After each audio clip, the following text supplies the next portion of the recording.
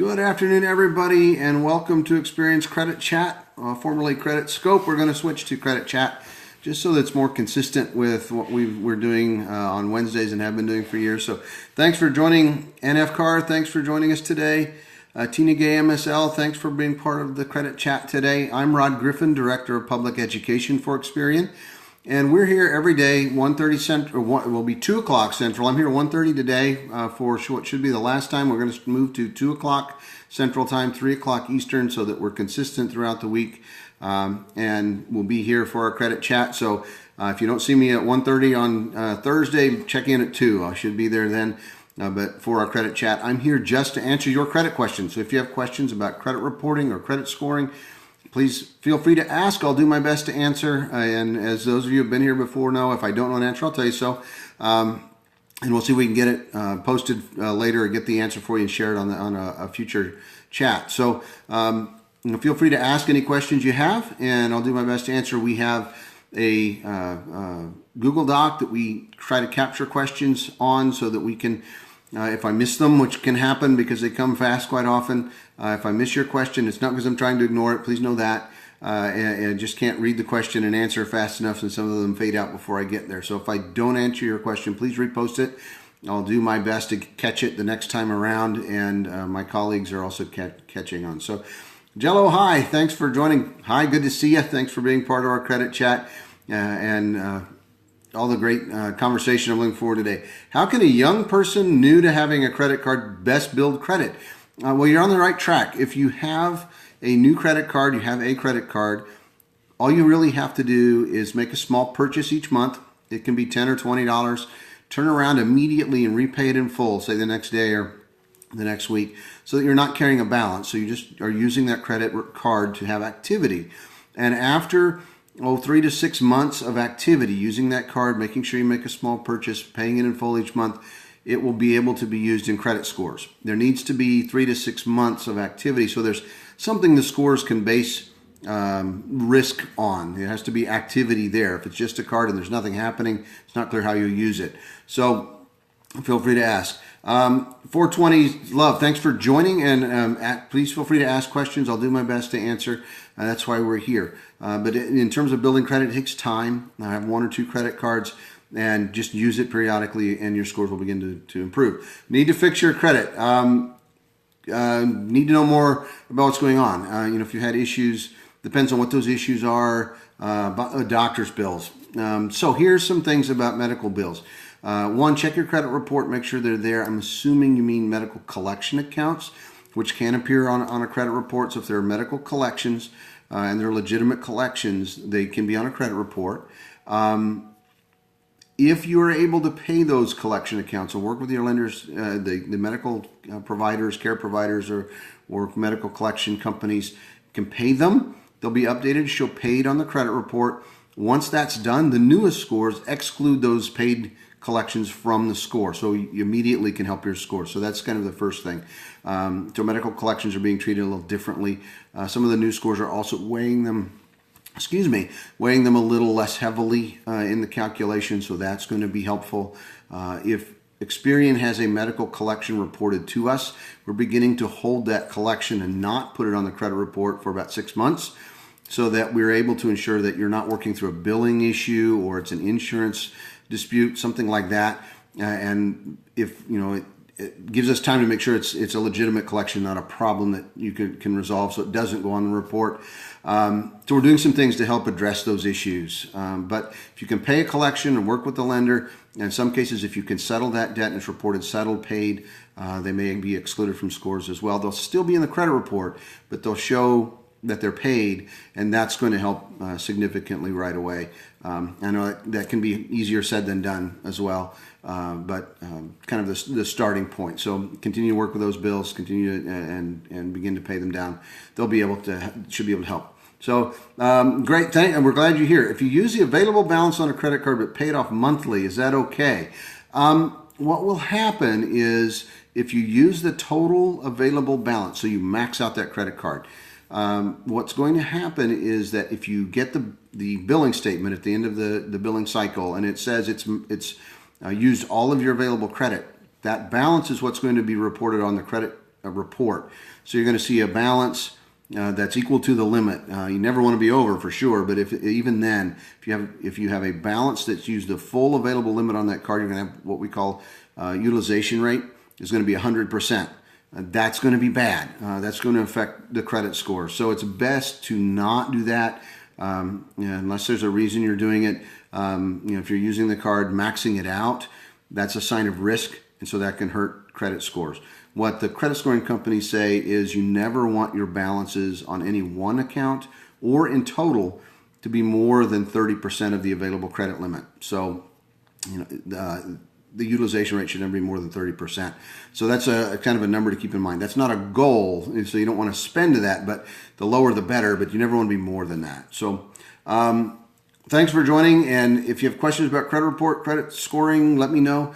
We'll do my best to answer, and I'll apologize right away if I missed your question. They come up and I don't get them answered fast enough, and they fade off. What's a good credit score for buying a new car? Kay Kinko, good question. And the answer is it depends, which is kind of the answer to every single question anybody asks. It depends on the scoring system that's used, number one, because there are different credit scores for auto lending than there are for other types of lending. So, for example, there's a FICO score for auto lending specifically. So if you're applying for a car loan, that goes to 920 instead of 850. So the scores could shift a little, so you may have a little higher score. And I knew that. I found that out when I bought a car a couple of years ago, and my score was 879, and I went, wow, it's above 850. I wonder where that score came from, and I happened to talk to one of our scoring people and experts at Experian just a few months later and said, hey, by the way, and they said, yeah, it's a FICO auto score, so it has a little higher scale. So my scores aren't perfect either, just as a matter of so you know, and I don't worry about having perfect scores, but so it depends on the score. Some lenders may use a traditional, what we call classic FICO score, and it might have a scale of 850. So generally, just generally, and I'll always, if I give a number, it always comes back to bite me because somebody finds out it has a different score and it doesn't apply. But if you have a score above 750, the vast majority of scores, you're going to be in good shape. So that's kind of the starting point. If you're above 750, you're in good shape. If you're above 700, generally going to be okay. So that's something to sort of target. But the best way to know is ask your lenders, and your particular lender can tell you or should be able to tell you what scoring system they use, what's a good score for them, and what's acceptable to them. They're really the only ones who know that. So that's important to understand. And please do feel free to ask. My colleagues at Experian, you like 750? Not necessarily. That's like what we call a super prime or very, very high prime score. If you're shooting for 700, that's kind of a target to start toward on a classic credit score or FICO score. That's what we call a generic score. So if you get your credit score from Experian, if you go to freecreditscore.com, for example, it will tell you what your score is. You get a free score, free report, the risk factors that go with it, and it will tell you what that means in terms of risk. Generally, if you have a good score with one system, you'll have a good score with another, even though the numbers might be different. So I tell people, don't focus too much on the number. Focus on what that number means in that particular scale with the score you received. Because if you have a good score with one, you're going to have a good score with another. What are quick ways to boost your credit score? PhD with 03. Quick is a relative term. There's no real overnight way to improve a credit score if the information in the credit report's accurate. So if you have information and you have late payments or high balances, things like that, it's going to take time, and just how much time is going to depend on your overall credit history. If you've had one late payment recently, you catch up on that late payment within a billing cycle or two, probably see the scores come back up. If you've had extensive delinquencies, collection accounts, it's going to take longer to recover. But generally, the two things you need to do: catch up on those late payments, bring those accounts current, and reduce your credit card balances. Those are usually the two most important things for most people. To find out exactly what you need to do, get the risk factors that go with the score that you received. They'll tell you what to work on from your report. It might be you just need a longer credit history. There might be some specific things you can work on. So, but generally it's late payments and high balances. You missed it. We were celebrating me paying off my debt on the scope the other day. Now you bought a BMW M3. It depends on how much you took out to buy the BMW. Fine automobiles, I must say. I don't have a BMW, but you know, if you've taken out the loan, make sure it's a loan you can pay. Pay those bills on time. As you reduce the debt, your scores will come back up. May not be as bad as you think. It's just managing that debt. You know, BMW makes beautiful cars, but they're not for everybody, I guess. You know, but some of those, I've known people with them, love their cars. So 10%, 10K at 1.9%, that's not bad. You know, you pay the difference in cash. If you're right side up in that car, I mean, you can turn around and sell it for what you have in it. You're probably okay. You know, you're not going to lose any money on it, and you're not going to be stuck with a car that you can't sell. You know, that's kind of the key. If you buy a used car and you're right side up, meaning you owe less than it's worth, if you have to sell it, you know, that's kind of the way I look at things. If I'm buying something, I want to make sure that if I need to sell it, I don't owe more on it than it's worth, so I'm not stuck with a debt. If you can sell it for more than it's worth, your debts, you can pay off that debt and not do damage to your credit history and your credit scores. You may be okay as long as you make those payments on time, every single time. Kind of the key. So again, I'm Rod Griffin. If you're just joining, Director of Public Education for Experian, and this is Credit Chat. We're here every day. This is the last day. We plan to be here at 1:30. We're moving to 2 o'clock Central. We have a chat on Wednesday, at 2 o'clock, and so we're going to be consistent throughout the week. Would you suggest selling a car to pay off credit card debt? And I missed the last part. You know, what I always tell people is you need to think about your overall financial picture. If you need that car to get to work to make an income to pay your bills, you probably shouldn't sell the car. You know, instead, work on paying down those bills a little bit at a time. Find other sources of income. Figure out where you're spending your money. You budget. And I know people. I work with a good friend who's a college professor at Rutgers. She doesn't like the term budget, so she calls it a spending plan, which is okay by me, I guess. But it's a budget. Figure out where your money's going with your income. How you can cut expenses. You know, if you're drinking a lot of coffee, that might be a place. If you're like me and drink a lot of Diet Dr. Pepper, actually, might reduce how much I drink of that. Can save me some money that I could put toward those bills, and a little bit at a time will add up. So, you know, look at your overall financial picture. If you have an extra car for some reason and you don't need it, you can sell it in cash and pay off the bills. Maybe that's the thing to do. How do you fix horrible credit? Perish cash. Thanks for joining. And patience is really the key. You know, you have to have credit in order to build credit. So if you don't have a credit card, you don't have any kind of credit agreements, you won't have a credit history. But if you've had challenges, and it happens to all of us, you know, and I always tell people that, you know, it's not permanent. If you've had issues, you can recover, even though it might seem like, you know, it's impossible, but it takes time. And, you know, that's kind of the key. You give yourself time, little bit at a time, and you will be able to recover. You can restore that credit history. The negative information is going to fall off as it gets older. And if you've caught up on late payments, you have accounts that are open, current, paid on time, one or two, that positive information is going into the report. As the negative information comes off, the positive information will remain, and you'll be able to rebuild that history. So, I'm sorry, Tina Gay, MSL, please repost. I'm sorry I missed your question. Thanks for joining. And like I said, they pop up and I don't quite catch all of them. So please repost. We'll try to catch it. And if there you go. Nope, different one. AMP 223, I'll answer yours. My daughter's 19,644 score. How can she establish more credit, works and goes to school? It may not be an issue of establishing more credit. It may be just a matter of time. And when she's young, just 19 years old, time is really an important factor. She'll need to use whatever she has. She just needs 1 or 2 credit card accounts. She'll be able to build over time and grow that score. So she's at a starting point. And you know, we see millennials, young people in particular, have lower scores than later generations, and largely just because they don't have an extensive credit history yet. So patience is a key. I always tell people, I am now old and gray, and I can tell young people, like my dad used to tell me, you have to learn to be patient. You're 12 and have a 1200 score. Don't know what score you're looking at. Maybe it's an SAT score. If so, not too bad, a little work to do. But yeah, it takes time. I'm sorry if I missed your question again, trying to answer that question. You're from Europe.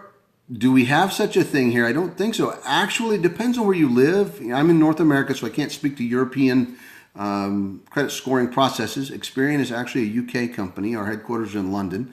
In the U.S., our headquarters are in Costa Mesa, California. So if you're in the U.S., be aware your credit report never leaves the United States. We don't share across national boundaries. But Experian has operations in the U.K. and in about almost 40 countries globally. Germany, France, Russia, England. So yes, there are credit reports and there are credit scores in Europe. Each nation's a little different, so beware of that. Keep going. I'm sorry I missed it again. I apologize. So 630 is okay, but it's not great. The average Vantage score in the U.S. is 672 today, as of a couple of months ago. So it needs a little bit of work. You can't get your score. Keep asking about a mortgage as a security question. I don't own a home. If you first, I guess what you're saying is you can't get your credit report because you can't get through the security questions online. If so, you should be given instructions to write. Follow those instructions. It will explain what you need to provide to us in terms of documentation. The reason we ask for that is because for some reason we're not able to sufficiently match the identifying information you're giving us to your credit history to be sure online that you are who you say you are. So what we're trying to do is protect you from fraud. So we ask that you send us some documentation. It can seem inconvenient, but it's really for your safety. We want to make sure we're sending it to the right person, so you should have received instructions to write. Medical judgment against you. If you pay it off within a year, will it stay on your report for 7 to 10 years? The answer is if it's an accurate medical judgment, it could show as a medical collection in the credit report. If you pay it off, your credit report should update to show paid. And once it shows paid with the new scores, it will no longer affect those credit scores. It will still be in the report. It will still be there 7 years from the filing date of the judgment if it's a civil judgment. It will be there 7 years from the original delinquency date if it's a collection. But once paid, it won't affect credit scores. So the newest scores will have less effect on the older scores that are still in the marketplace. So civil judgment would be 7 years from the filing date. So it will be there. It will affect older scores. The newest scores, once paid, will still be the report, still be on the report, but won't affect scores. So great questions. Kekinka, what do you do if a low medical bill was paid to a third party, but still in collections 2 years later? What I can tell you is if a collection company owns the debt, you need to pay the collection company because that collection company is now the legal owner of the debt. Your payment should no longer go to the original creditor. So I don't know if that's the issue or not. Might be, just based on what you've said in the question. So kind of hard to answer without knowing a little more. But it should show paid collection if you paid the collection agency. If you paid the original lender, you might want to talk to them about notifying the collection agency and seeing what they can do to work with them because the collection agency is actually the legal owner of the debt, and that's where the payment needs to go. Might be a challenge there, unfortunately. Thank you for all the hearts and for joining our credit chat today. I'm shifting from the credit scope. We're no longer calling it a credit scope. We're calling it credit chat. Another great question. Our score is 796 to 800. Never goes up. We have no debt and pay a credit card bill off every month. Don't worry about your credit score. That's the best thing I can tell you. That's just frankly, it's roughly the range of my scores when I see them is in the high 700s, low 800s. They don't move much. When you're at that level, if you walk into a lender, you walk into a car dealership, wherever, you're going to get the credit you need. Your credit scores really shouldn't be something you worry about every day. I don't worry about my credit scores every single day. If I'm planning to apply for credit, I make sure I check them, make sure everything's okay. I check my credit report at least once a year, more often, just depending on what I'm doing with credit. Make sure that it's accurate, everything's there. But the score itself will change a little up and down. The closer, and I tell my wife this, the closer you are to perfect, the harder it is to get your credit score to go higher. And the closer you are to perfect, the harder it is to improve. And she just kind of laughs at me. But it's true about credit scores. The higher your score is, the harder it is to make it better. But at that point, the goal isn't a perfect score.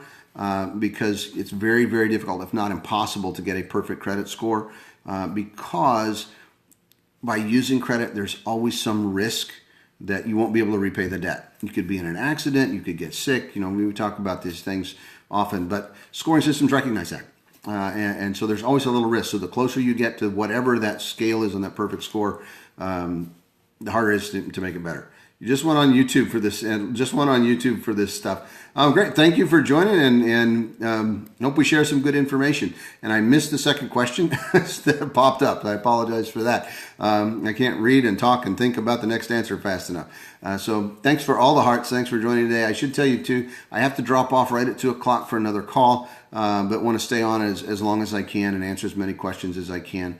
Again, we try to capture those questions as well. But yes, and my colleagues at Experian, thanks for joining. It's really about engaging with all of you, and that's what we're really trying to do. Everything happens for a reason. It does, and I agree. Now, you can't get your score above 830. Gerard, 1024. Again, I wouldn't worry about it. If you're at an 830 on a FICO scale, 350 to 850 scale, you're very close to perfect. And so, I wouldn't worry about it. If something happens, if you apply for credit, your score might dip a little bit, but you're still going to be, your score is going to get you whatever you need, at least qualify for the lender, unless there's other things going on outside of your credit report.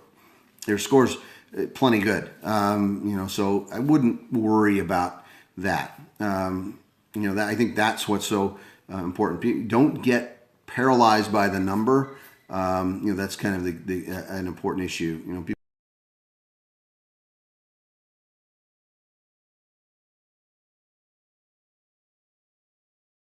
just had something going on with my phone. Hope I didn't drop the Periscope.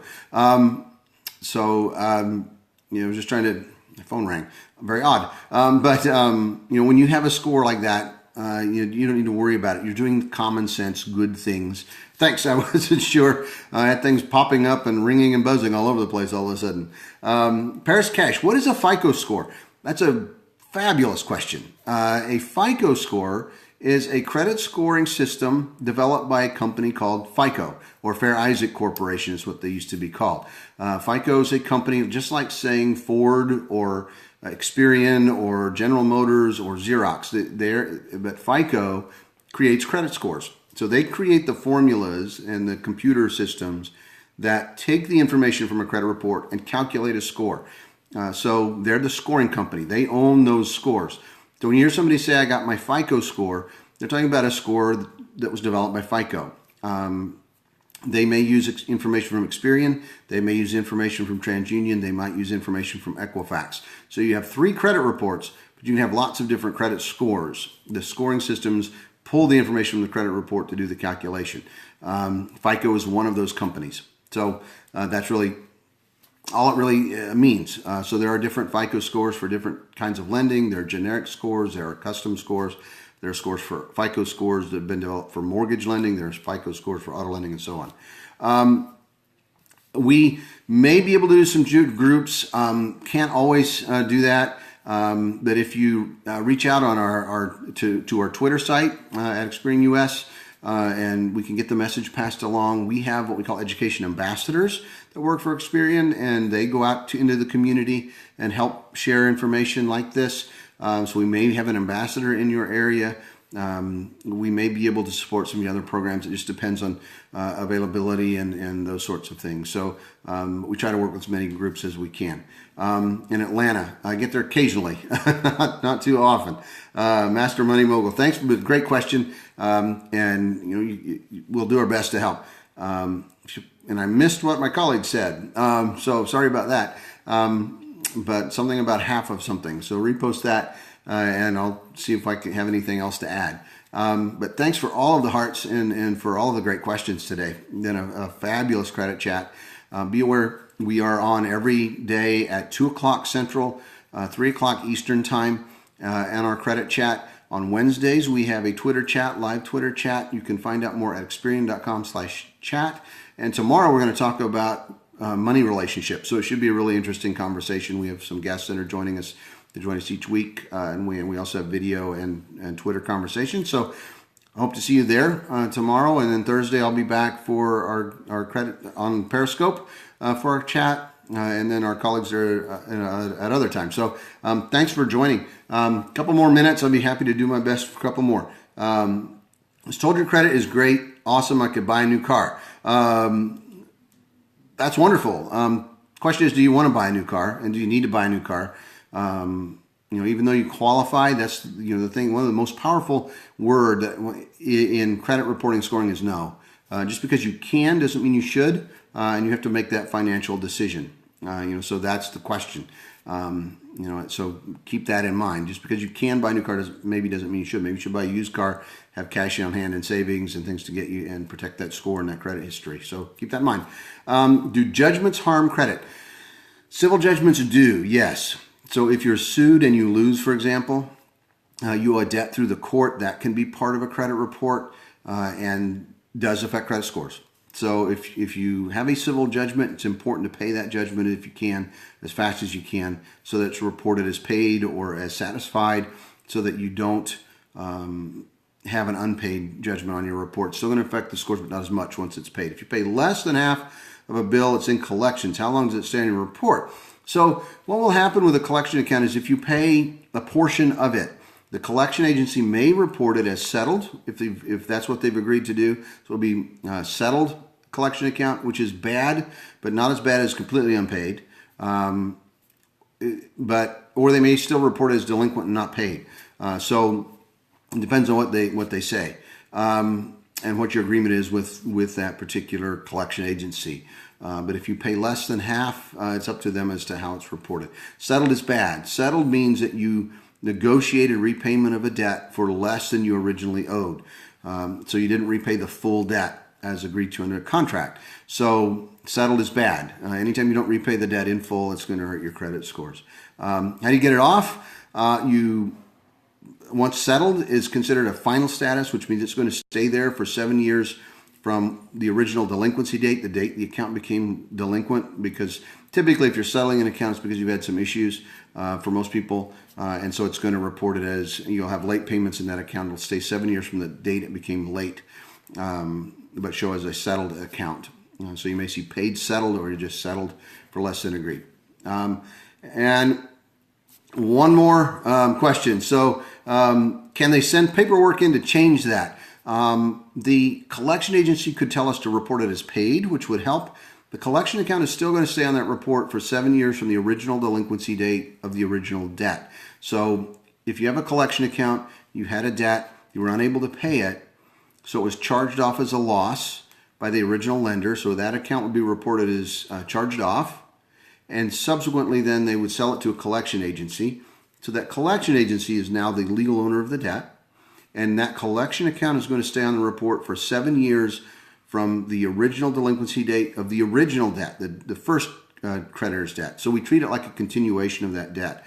So it will fall off at the same time. But once paid, it would show paid, but would still stay on for that length of time. So now that's kind of how collection accounts work. Thank you for all of the hearts. I need to jump off and get on another call with some other folks. So thank you so much for a great chat today, all the wonderful questions. I'll see you all again Thursday at 2 o'clock Central, 3 o'clock Eastern. I hope you can join us tomorrow for our credit chat. You can learn more about our credit chat at experian.com/creditchat and more about our periscopes at ex.pn/creditscope. Hope to see you all soon. I'm sorry if I didn't get to your question. Please join us again soon, and we'll do our best to answer. I'm sorry I can't get to all of them. I would love to be able to. This has been a fantastic opportunity for us to engage and talk. So thank you all so much, and I'll talk to you all again very soon. Take care.